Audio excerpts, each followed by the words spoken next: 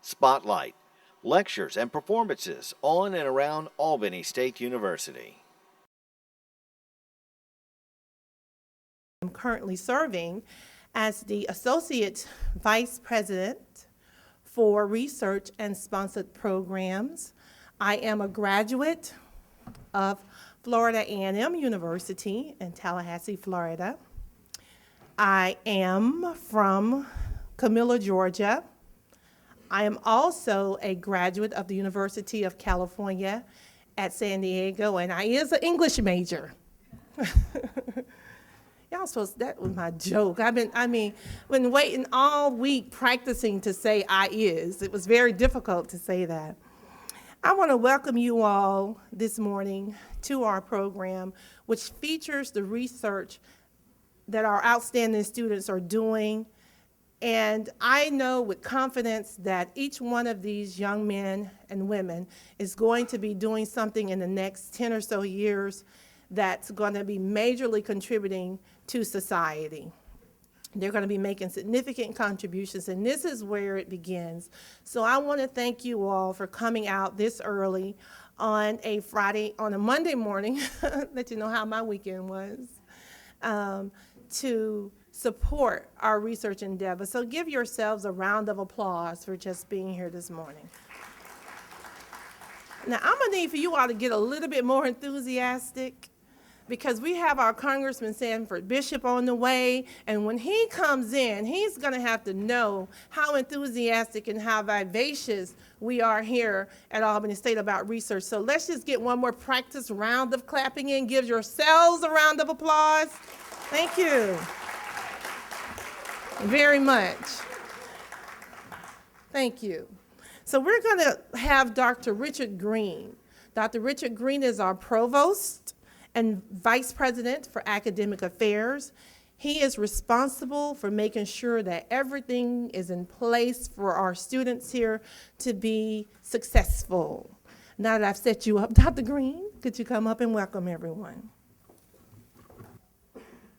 Thank you very much, Dr. Haywood. I'm a chemist myself. I did not major in English, but I had to pass an English exam before they let me graduate, and I did pass that. But I am pleased to see you all here. I want to offer a warm welcome to all of the faculty mentors, the students, presenters, the early college crew, the men and women, boys and girls in green. I'm really pleased to see you here. This is a very important spring undergraduate symposium. We have these a couple of times a year, and it's a time to showcase the important work of our students in research and the work that our faculty mentors are preparing them to do when they leave here. I want to also thank the planning committee for putting together what will certainly be a very informative and exciting set of presentations by our students. The posters are wonderful. I've had a chance to look at those. The presentations you will be impressed by, and I have high expectations of all of the presenters and all of our students, but especially presenters here today who are going to present their work that is very important. It is these students and students like them around the world, around Georgia, around the United States, that hold the keys to the solutions of the problems of the world. One of these young researchers, or several, and maybe some of the early college students, will progress to the point where they will solve the mystery of cancer and the environment. Hopefully those in social sciences will help us solve the problems of conflict and war, and the need for better understanding of how we all can progress in all of the communities as friends and neighbors in this world of our existence. It is extremely important that you hear what I am about to say. I have high expectations of all of you. If you have high expectations for yourself, you're going to experience very much success. So I'm going to leave it at that. And again, welcome to this very special occasion. And I hope you will enjoy, as much as I've already enjoyed, some of the presentations and the posters and those presentations that are to come. Welcome again. Dr. Green, thank you so much, and thank you for your commitment to ensuring that our students are indeed successful here at Albany State. At this time, I would like to just do a minor deviation from the program before we bring our illustrious president up to give you some comments. I have a few people in the audience whom I think would be significant in sharing the importance of research to you all, and they are the deans in your colleges. I've only asked them to say a couple of things. You know, Dean Bynum, he may even sing his comments to you, we don't know. But first, we're going to start with Joyce Johnson. Dr. Johnson, would you come up and just share very briefly and have your students be acknowledged and let them know why, from a dean's perspective, research is so important? Good morning.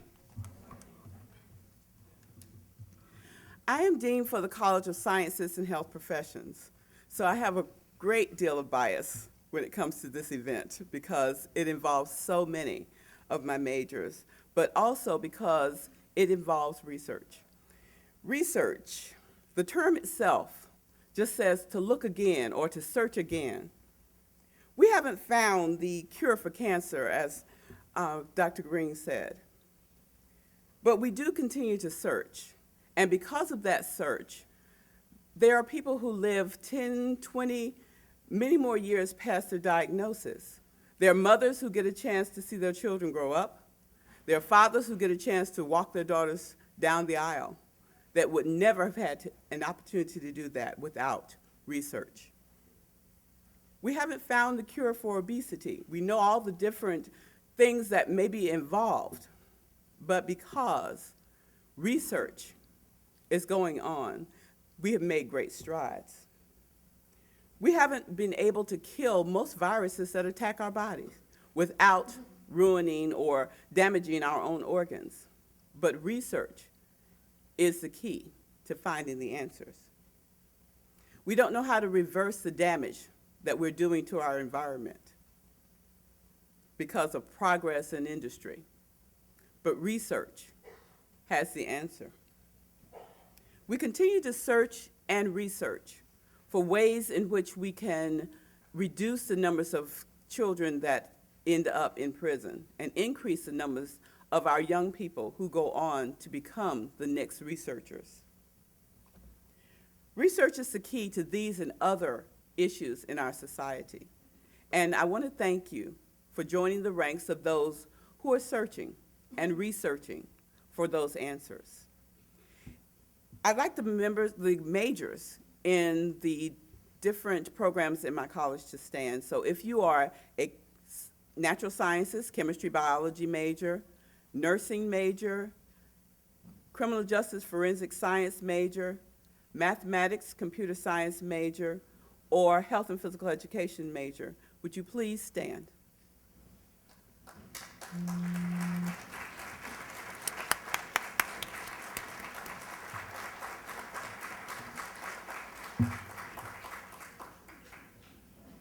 Again, thank you to our future researchers, and thank you, Dr. Hayward.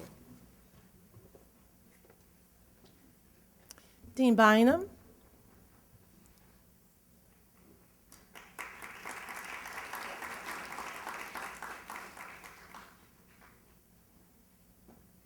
Good morning. Indeed, research to search again, to find that which has been yet unexplored and undeveloped. I welcome you all here. I am Leroy Bynum, Dean for the College of Arts and Humanities, and I am very proud of this event because it is research that is extremely important. It is research that drives our thinking. It is research that keeps us alive and moving in the university setting. It is the research that broadens our students' horizons and motivates them to the great things that are out there and beyond. And the College of Arts and Humanities, our research takes on so many different forms and facets. It's that research into the human condition. It's the research of the heart and the research of the head. It's that research into the behavioral sciences. And perhaps that research may come from here one day that will tell us what drives a person to drop a backpack with a bomb in it in front of people, in front of an audience of innocent people. It may be that type of research that may come from here, that will help us in our social work area to determine what parenting skills or what are lacking in the development of our children. It is the research of our English majors that leads us to greater and higher thoughts and depth of thought. Research in our music area. I'm always called to mind, or this is always called to mind when I think about the research that musicians do. Most people think that our research is mostly creative research, but I think about the research that happened when some young man just happened upon a suitcase in someone's attic, and that suitcase produced what was the score for the Bach St. John Passion that had been hidden away for years and years and years. So it is this type of research that we celebrate in the College of Arts and Humanities. And as such, I would like anyone from the College of Arts and Humanities who is here today, faculty and students, to please stand.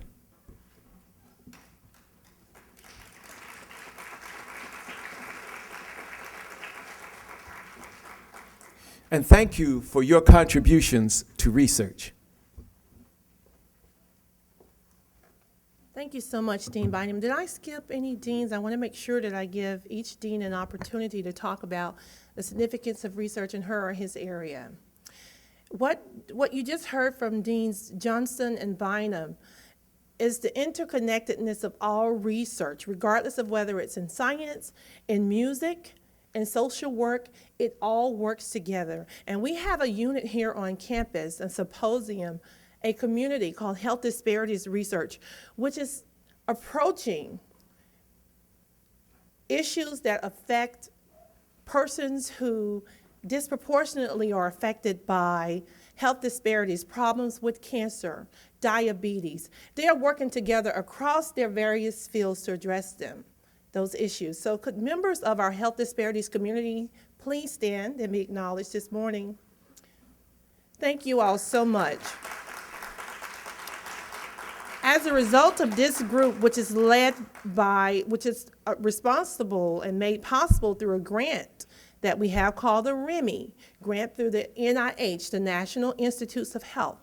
As a result of their efforts, we will see changes from Albany State University that will be significantly impacting Southwest Georgia. So thank you all so much for the important work that you do and that you continue to do, and we're expecting some grant money from you all in the very near future. At this time, I'd like for the president to come up and provide some sagacious words about research at the university. Everybody, Congressman Bishop, young researchers, ASU family researchers, and supporters of Albany State University. As Dean Johnson said, it is a matter of searching and researching. That's what we do. And I think her framing it as searching and researching is exactly the right way to frame it, because each of us begins our intellectual journey by asking a question, and the question usually comes down to something like, what am I doing here? Why am I in school? That's the beginning of a research question. To determine why we are here, to determine what animates us, what motivates us, and what keeps us going. What has kept Albany State University going for 110 years is this search and research paradigm, this dialectic between searching and researching that's been so important to the history of this institution. Starting out searching for the meaning of God as a manual and Bible institute, moving from there to looking at fundamental agricultural issues and issues involving home economics. How do you take Maria and Louis Pasteur's notions of sanitizing milk and make sure that a baby is provided with nutrition. How to provide for the right kind of food. Dr. J.W. Holly has something called a Holly hog. It was a great big hog, a hybrid between a wild hog and a domestic pig that was the envy of farmers all over Southwest Georgia. Following the work of some of our astounding researchers here, looking at water and looking at cell development and looking at cancer and looking at sexually transmitted diseases and the prevention of those, and obesity and aging, and yes, even violence. There's a poster out there that asks the question, why violence? That's been the history of Albany State University from its very beginnings through today, the continuing desire to learn, to know, to search, and to research. Many of you will go on to universities and graduate schools and continue your work in research, and you'll come across a number of names. If you haven't already, you'll come across the name James Kuhn. And Kuhn wrote a book that he talked about science being a process, in many ways, of mapping and mopping up the work that others have done along the years. And then you'll come across a researcher from England called Popper. And Popper probably is a name that when you get in your doctoral program, you'll be asked to look at more closely, because your doctoral dissertation will be directly centered on the work of Popper. And Popper's thesis was very simple. Whatever you're investigating, you're supposed to disprove it. And continue to work to disprove it and disprove it and disprove it until you exhausted every potential reason where you can reject what you're researching. And at that point, you got something.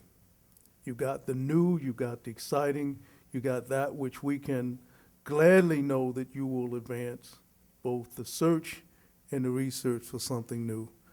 I want to thank all of our young scientists. I want to thank our early college students for being here. This is truly a moment where you can decide why you're here and what you want to do. I want to thank all of our researchers who've developed posters. And one interesting thing, some people say, well, social science, why? This is about natural science. This isn't about social science. They're not really interested in the arts and humanities, so yes, we are. If you know the history of one of our founders of social science, Emil Durkheim, Durkheim was the father of sociology. Why did he become a sociologist? Because his father killed himself. And he spent the rest of his life trying to figure out why my daddy killed himself. And indeed, that was what motivated him to become the major researcher on suicide and to write the seminal work on suicide that started us in this world to learn more about mental health issues. So whatever your interests, whatever your concerns, there is an opportunity at Albany State University to continue that inquiry, that search and that research as a part of this family of scholars at Albany State. Thank you those who help our students with the Center for Undergraduate Research do so well. And thank all of you for being here. And Dr. Haywood, thank you for your leadership in this regard. Have a great day. It'll be a joy being about part of this project.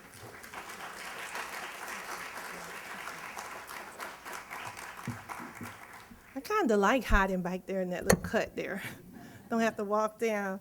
You know, I wanted to tell you all this before. When I went to Florida A&M, I was a chemistry major as well, Dr. Green. And I'm from Camilla, Georgia, and when I come home, everybody'd be so proud. And I would be gathered, we had a family reunion one time, and my family said, Shanta, come over here and tell everybody how smart you are. Tell us some of these wonderful things that you're learning about chemistry at Florida A&M University. You were just talking about this formula. Tell us about this formula. I said, okay, pi r squared. And my aunt said, girl, you going all the way to college to learn that? We all know that pi is a round, cornbread is squared.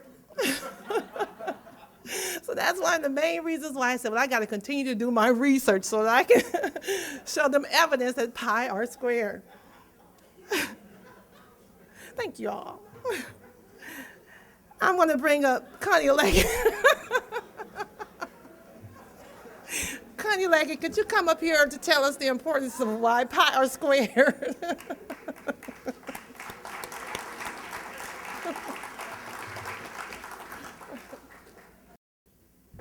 Good morning. I'm a mathematician, and I find that very funny. Pi r square. I'm also the director of Title III, and it is my pleasure to be here this morning. The Title III program and the funds that are allotted to this program aims to strengthen the infrastructure of the Albany State University and to enhance the delivery of academic programs. These funds come to us in two directions: Title IIIB, which is strengthening the infrastructure, and SAFRA, which is student aid and that come as a result of the Student Aid and Responsibility Act. We call it SAFRA. We receive millions of dollars that are funded strategically at this campus. But one of the programs for which we are most proud is the Center for Undergraduate Research, the program for which you're being funded. Why would you think that we would fund the Center for Undergraduate Research and the research that you're doing?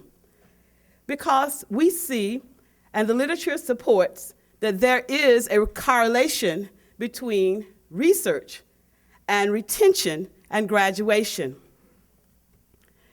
We are formula-based. Our funding is formula-based.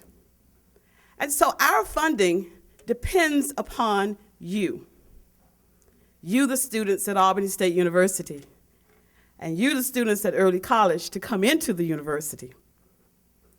If we look at the importance of the research experience, we see that not only will you get from this a persistence in your major, a retention at the university, and of course, graduation, but it gives you that on-the-job training.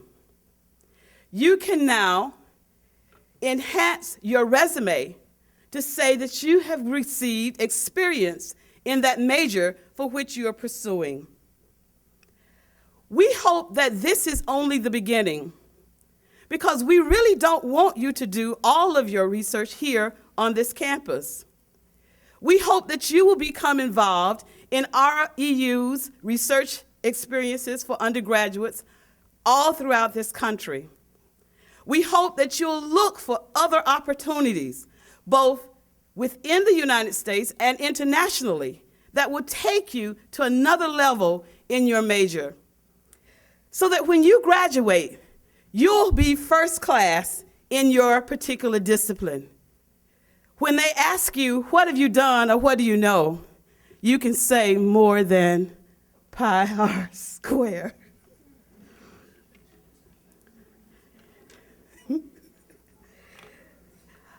We congratulate you because we know that this is just the beginning. Another thing I want to let you know is that while you will receive your funding for this experience after it's over, yay, but there are expectations. The funding that we receive is formula-based. It's based upon the number of students who receive financial aid. That's tied to enrollment. It's based upon the number of students who graduate. That's you. And the number of students who go on to graduate school. That's you. So there's a catch with the funds that we're giving you. Yes, these funds help you, but they also help this university. And we know that just as we won't let you down, we'll have those checks ready for you in a couple of days. You won't let us down. You're going to go on to graduate school. You're going to go on and complete this university, and we will be very proud of you. I want you to know that these are federal dollars, and it is our Congressman, Sanford Bishop, who has worked to make sure that HBCUs continue to get this much needed funding. Let's give him a hand, and thank you, Congressman. If truth was told, And I don't have time this morning to say all of the truths that are involved with Title III. But if you go to our website and just look at the many, many, many areas for which Title III is funding, from IT to Academic Retention Center to raising money on the university campus, you see that these funds are much needed. And so we'll make a special appeal to our congressman to continue to provide these funds to institutions like Albany State University. We really, really need them. Thank you so much for coming. And students, congratulations. One additional thing before I sit, I'd like to congratulate those persons who have worked to plan this program. Dr. Haywood, Dr. Fing, Ms. McCrae, and all of the faculty who have worked with you to make this program a success.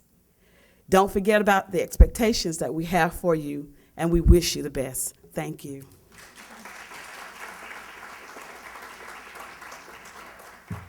Thank you so much, Ms. Leggett, and thank you also for the hard work and dedication that you put into managing those Title III dollars quite responsibly, and I'm sure that's why the Congressman ensures that Albany State is always considered because of the fine work that you're doing. So thank you so much. We appreciate that. I'm just so thrilled to introduce our speaker today. You have really managed to bring out a lot of people today. But I'm not going to really introduce Congressman Bishop because, as I mentioned to you all, I'm from the South. And in the South, when you have a friend, you don't do a formal introduction. You don't read the bio. Because when you bring a friend home, you usually just bring them into the fold and say, this is who this person is. We already know that he went to Morehouse. We already know that he is a member of Kappa Alpha Psi.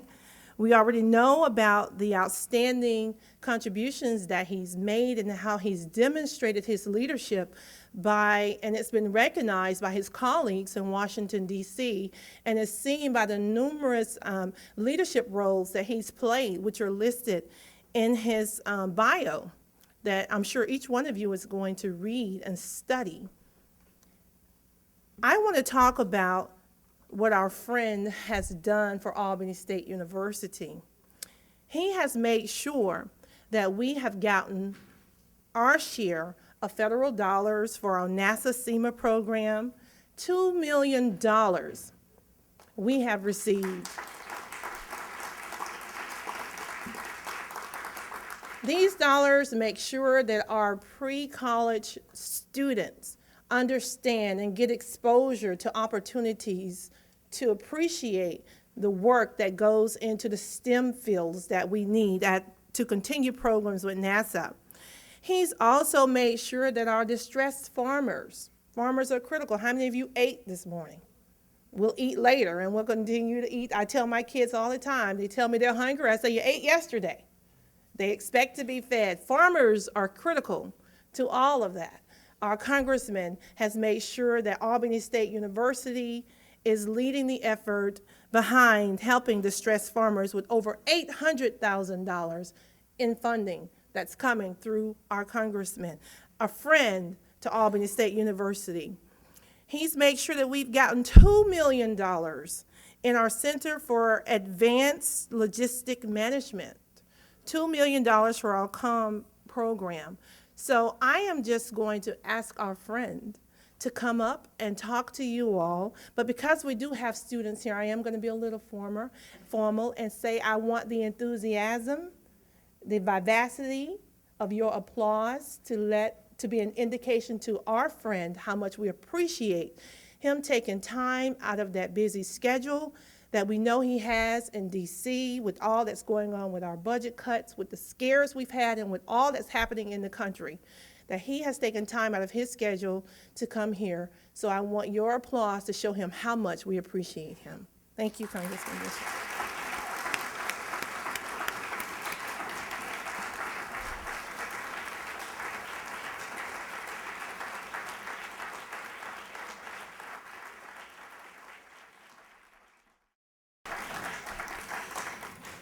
Good morning, and thank you so very much for those very, very, very kind words.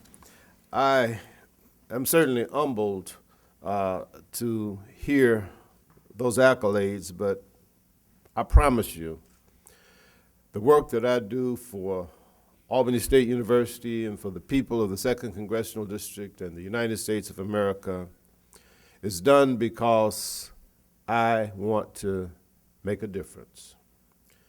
Somewhere, let me just thank you for inviting me, and let me thank my good friend, Dr. Freeman, for all of the positive leadership that he has given to this university.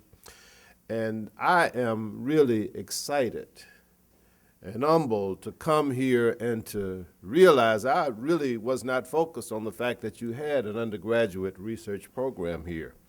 And to have an undergraduate research symposium as a part of this university really speaks so highly, and I think that you deserve to give this university and the leadership and yourselves a round of applause.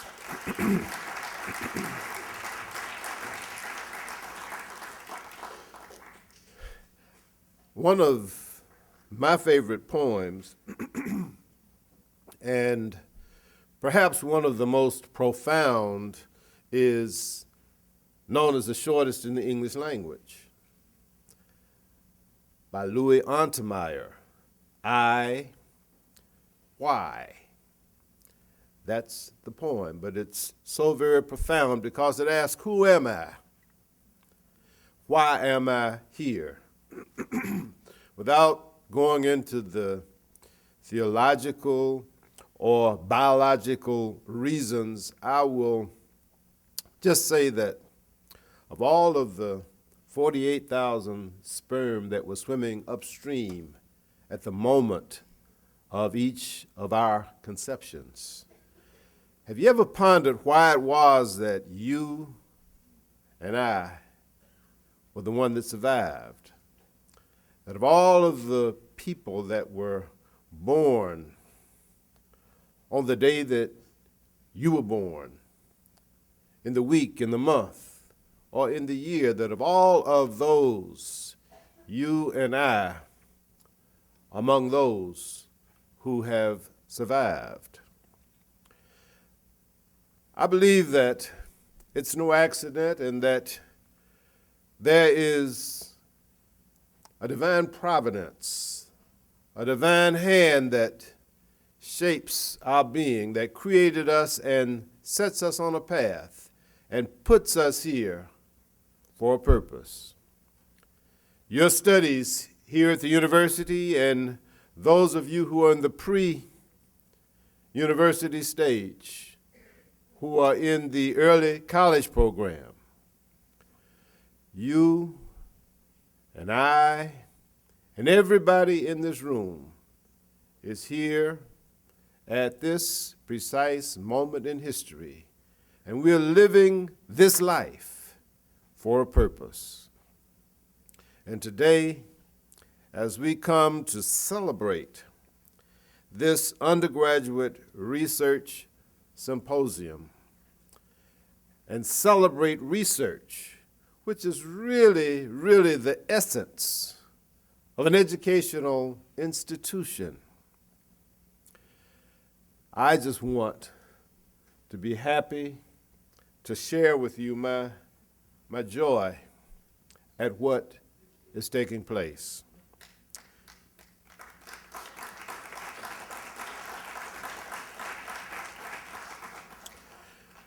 I thought that I would just go back to basics as I thought about what I would say this morning and look up the word research. There's a noun and there's the verb. The noun is the diligent and systematic inquiry into a subject, to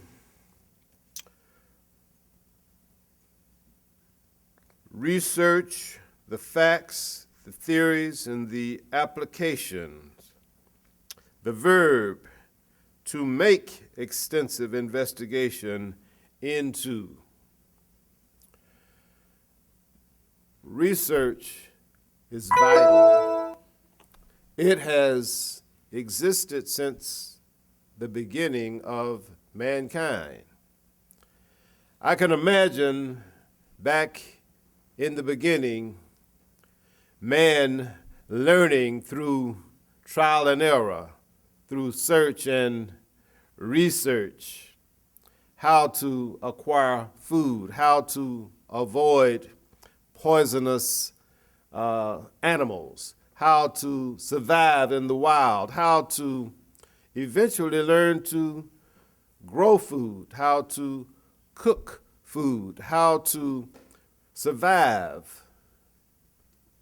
That was the fundamental beginning of research.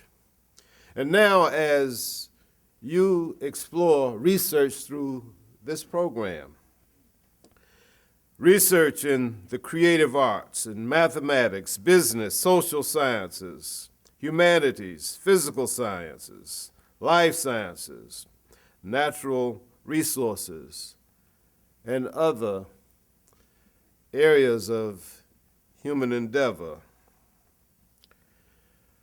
One thing is clear, that all of it, every element of research has some possibility for the improvement of life on this planet and in the universe. So research is something that started at the beginning. It is something that is ongoing, but it is something that is so very, very important. Man has always conducted research for survival, sometimes for curiosity, sometimes because of a need for improvements or advancement, or for comfort, or for convenience. Research improves the quality of our lives. Think about research in the creative arts, the development of motion pictures and what it required, how many hours and days and years to develop the film and eventually to evolve into the electronic means that we have for entertainment and expressions in the creative arts. But it all goes back to someone deciding, who am I? Why am I here? How can I make a difference? How can I satisfy some form of curiosity? Or how can I alleviate some problem? How can I make a contribution that will add to comfort or convenience? I think about a young man who grew up in Mobile, Alabama, who I was fortunate enough to meet 3 or 4 years ago, never knowing that he had grown up in Mobile, Alabama, had grown up in the same neighborhood where I grew up, had attended school there. I was attending the National Gallery in Washington for the presentation of the portrait of Ambassador Andrew Young. One of the celebrity artists who was in attendance and who was introduced was a gentleman by the name of Simi Knox. I knew of Simi Knox because Simi Knox had painted the portraits of President Bill Clinton and First Lady Hillary Rodham Clinton, former Secretary of State, whose portraits hang in the White House. I knew that Simi Knox was African American. Did not know until the hanging of Ambassador Young's portrait that he was from Mobile. Simi Knox grew up as a young Catholic, attended Most Pure Heart of Mary Elementary School. And he was tasked by the nuns when they discovered he had some artistic ability to do the stages of the cross every Easter for the elementary school. And over the years, he was able to develop and to hone his skills in various media with which he experimented, starting with Crayola crayons and pencils, evolving to acrylic and oil paintings, ultimately becoming a renowned portrait artist with his works hanging in the White House and the National Gallery. So research and the development of techniques in creative arts, whether it's the movies or other art forms, graphics, is extremely, extremely important for the betterment of humankind. Dr. Leggett talked about being a mathematician. I was never very good at math. I survived. But you think about some of the famous mathematicians, and you think about the Pythagorean theorem, which has lasted and has apparently been very, very meaningful as man has progressed. And you think about the many, many works that are research-based in business that have been utilized for the establishment, the operation, the retention, even the ending of various business forms. And you think about the humanities, think about the physical sciences. And I'm reminded often as I represent agriculture in the Congress of the work of Dr. George Washington Carver. When he was born, at the time that he was born, who would have ever thought that he would make the contributions to life that he did? Struggled for an education, yet because of his curiosity, his innate desire to want to know what made things work and how things could be developed from his natural environment, he did research after research with the peanut and the sweet potato and the soybean. Few Americans know that it was his research that aided Henry Ford when he developed the automobile. One, to utilize soybeans and peanuts to develop a plastic for the handles and the knobs that would go into that Model T automobile. Nor do very many Americans realize that back during the days when Henry Ford was developing those early Ford automobiles, that he partnered with Dr. George Washington Carver to develop biofuels, the fuels that we are now going back to utilize because oil is so expensive. But even then, that research was contributing to what would later be improvements to our way of life.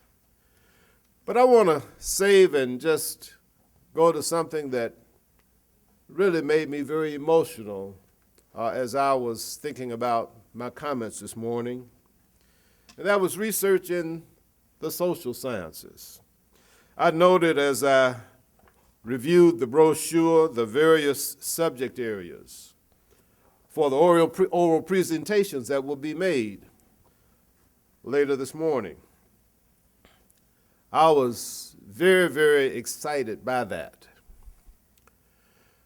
But I think back to my days as a young boy around 1954, having grown up in a segregated city, Mobile, Alabama, and having the experience of attending segregated schools and having all of the life in which I lived being segregated by race. Then one day coming home and turning on the 6 o'clock news and hearing that the Supreme Court had rendered a decision, Brown versus Board of Education, outlawing segregation in public schools. That decision changed life in America, and venture to say across the world forever. It was a tremendous impact. But as I learned later in life, that decision didn't just happen based on legal precedents, because there was a very, very strong line of cases established by Plessy versus Ferguson in 1896. And think about the time between 1896 and 1954, which held firm in American jurisprudence that the Constitution did not require, the 14th Amendment's protections of equal protection under the law did not require that schools or life be desegregated. Segregation, in other words, could be maintained by private individuals if they so chose, as well as by public institutions if those states, those jurisdictions decided that's what they wanted. Well, fast forward to 1954 when Oliver Brown and plaintiffs from 3 other states were appealing decisions, upholding and continuing the precedent of Plessy versus Ferguson that segregation was okay as long as it was separate but equal. The cases had been argued time and again, but no change. But something different happened in the trials of 3 of those 4 cases. The NAACP utilized research by a gentleman by the name of Dr. Kenneth B. Clark. He and his wife had been sociologists, and for years they had done research. Starting in 1946, they established the Northside Testing Consultation Center in Harlem. And they used their research to treat and provide therapy for troubled black children, juvenile delinquents, kids who were not well socially adjusted and who were getting into trouble. And over the course of their therapy and their treatment and their research on those troubled children, they discovered there was some evidence that racism had an impact on their behavior and particularly their self-image. And so they began to search and to research and to observe, and they eventually developed a paper. And of course, when 3 of those 4 cases were tried, Dr. Kenneth Clark was called as an expert witness. And he was asked to testify on the effects of segregation on black children. His research was entitled "The Effects of Segregation and the Consequences of Desegregation, a Social Science Statement." Based upon that study, which was a footnote in the brief to the Supreme Court, the Supreme Court read that study as a part of the brief, and it was the first time in American legal history that a treatise prepared by a social scientist illustrating the human consequences of a law in terms of its sociological and psychological impact had been used and had been presented and considered by the United States Supreme Court. That was what turned the tide. That research done by Dr. Kenneth Clark, a social scientist, has changed the way this world operates and has changed the quality of life for people all across the world. His study, where they ask a simple question of black kids: select a doll. Here's a brown one, here's a white one. Which one of these is bad? The black kids selected the brown doll. Which of these is good? They selected the white doll. That study is what convinced the 9 justices of the United States Supreme Court to unanimously outlaw segregation in public schools and ultimately segregation throughout our society. That was the research-based innovation. That was the research-based determination that has changed this life. And so I'm here today supporting this undergraduate research symposium, supporting research everywhere, and encouraging this new generation to pick up the mantle, to continue the inquiry into all fields of endeavor, because believe it or not, they are inextricably intertwined, because they all work together to make life better for all of us. So today, as you listen to the presentations of the researchers, think about what their research is. Think about the additional research that will come from these researchers in years to come. Think about what the possibilities are right here. Think about the meaning of that poem, Why? I think back to my childhood again. There was a young man in my class. His name was James Raphael Gavin III. He wasn't in my class. He was 2 classes ahead of me, but he was SGA president, and I looked up to him. He was interested in science, but he was engaged in the arts. He was an athlete. He was in the drama club. He was a well-rounded, but his niche was science. everybody knew that he wanted to go to college and major in chemistry. And he did.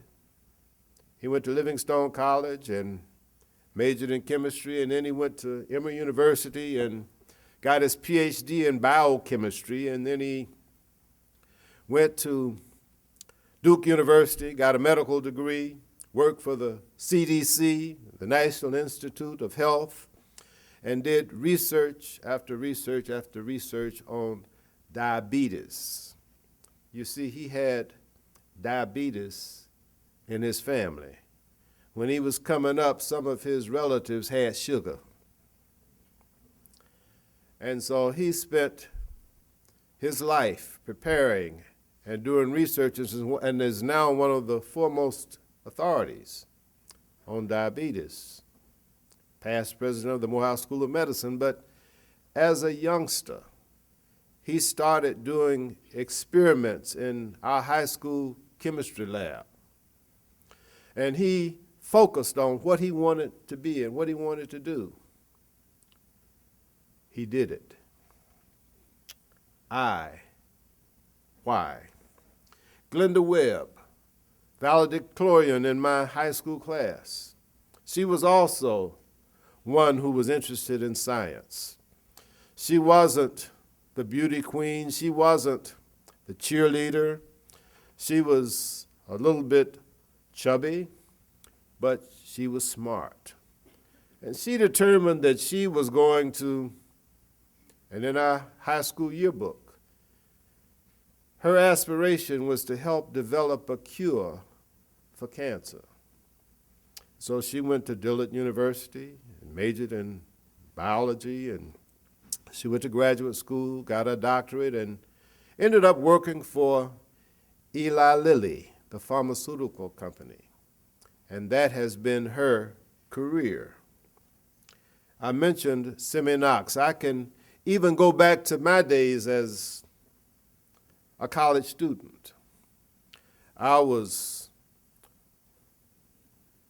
employed as a research assistant in the political science department by the chairman, Dr. Tobe Johnson. He was also appointed by the president when I was there to head up the school's self-study committee. So he hired me to be one of his assistants in that self-study. As a consequence, I was involved in research with him on what the strengths and weaknesses of Morehouse College were in 1968. As a result of that research and my being elected as student government president, I found myself involved in protests with the administration because they moved too slowly to address the deficiencies that were revealed in that self-study. I guess that was the beginning of something in my life. As a political science student, I did research on the riots in Watts and all across the urban areas that resulted in the poverty programs and the programs that were set up by President Johnson. I can remember very well doing research for an education class on the educational impact or the negative impact on black students, because the textbooks that we learned from had very few, if any, mentions of African Americans and African American history and culture at that time. And so in my education class, I did a term paper on the treatment of African Americans in American textbooks.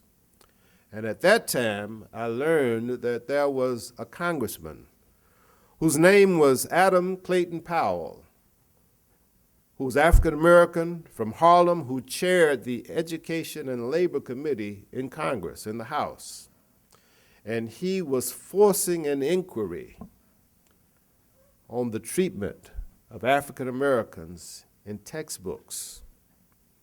That was something that was totally new to me, and I only learned through that research about the rich history in education going back to Timbuktu in Africa of African Americans.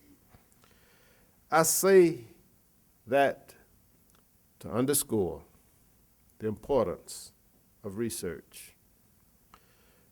What we do in Congress is heavily research-based. The Title III grants that are given and are sustained because research has demonstrated that it works. Every time we look to get a product to grow our vegetables and our fruits, American agriculture is hailed as the best in the world because of the funding that we have put into research. I traveled to South Africa, met with U.S. Wheat Associates as they were selling wheat to all of the countries that they could in Africa. And I asked, why is it that you are able to sell your wheat? They said, because our wheat is a higher quality. But I did not know how much of that budget went to support medical research.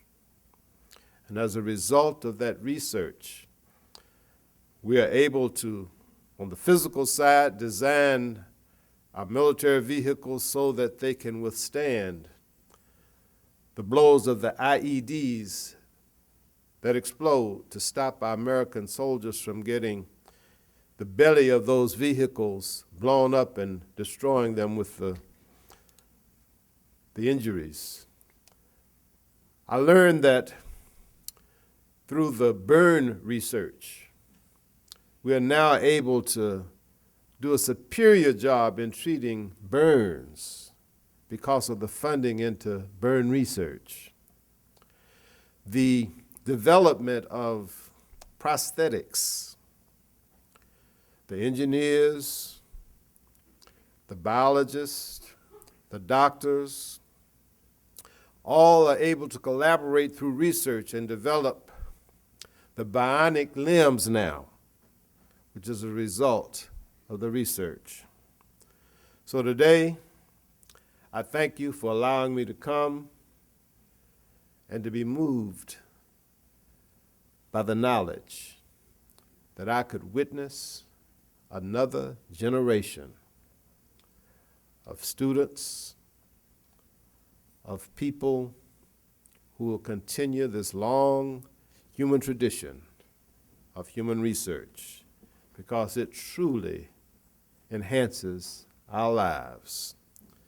Isn't it strange how princes and kings and clowns that caper in sawdust rings and common folks like you and me are builders for eternity? Each is given a bag of tools, a shapeless mass, and a set of rules, and each must make ere life is flown a stumbling block or a stepping stone. Why? I hope that you will use your lives, your careers, and your research, not as a stumbling block, but as a stepping stone for a higher, better life for humankind. Thank you.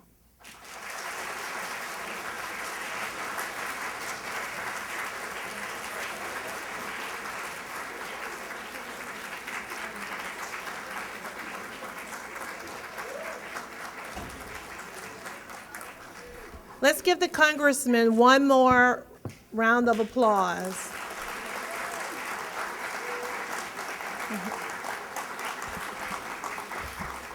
Congressman Bishop, I want to assure you that with the bag of tools that the faculty members here at Albany State will be securing by way of federal dollars when they write their grants, that we're going to use those as stepping stones to make sure that research is going to be done in Southwest Georgia that's going to make you extraordinarily proud, that's going to be easily replicated and make us an example that other regions and other districts are going to be jealous of and want to mimic, and maybe the president can come here and even acknowledge it. But an acknowledgement of the outstanding job that you have done today in inspiring our students and all of us, including me, to continue to do research, we'd like to present you with this recognition and appreciation in the form of a plaque for being our guest speaker today and for being a friend to Albany State University and all that you do in Washington, D.C. Thank you so much.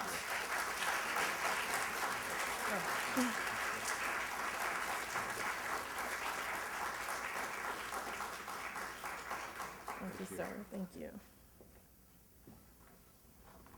Before we go to the intermission, I want to take the opportunity to acknowledge the kind of research that is done at Albany State on a daily basis to make sure that we put everything in place for our students.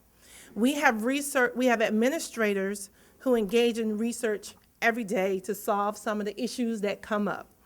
I see Edgar Berry from Student Affairs, who's constantly pulling data, Mike Miller, who's ensuring that the data that he's pulling is used to make informed decisions about our student and our enrollment and the types of activities that we're engaged in. I saw Clarence Washington earlier. I didn't get an opportunity to allow him to speak. I wanted you to earlier, but I see him actively involved all the time in gathering data and using it to galvanize students to make changes around campus. So thank you all for using those everyday examples of the importance of research here at Albany State. I'd like to thank Dr. Lee Fing for all of the work that he does with directing the program, and Vanessa McCrae, who's his assistant director, for doing an outstanding job with our program today. And of course, all of those in the Division of Research and Sponsored Programs, Crystal Robinson, who's our extraordinary, indefatigable assistant who worked tirelessly to help us also. Thank you so much to Crystal. At this time, we're going to take a very brief break, and we're going to move into the part of the program that our students are the most excited about. Are you all nervous? You should be. That's good. That's a very good sign that you have prepared, but you're going to be extraordinary, and you're going to be just as some of the persons that the Congressman mentioned earlier up here 20 years from now talking about the very seats that you all sat in. Let me acknowledge our students again from our early college. I'm looking forward to each one of you standing up here as the Congressman did, talking about the days that you sat in this auditorium and listened to us talk about our research projects, and now you're back to talk about how you were the one who actually did come up with the cure for sugar. So thank you all so much for coming.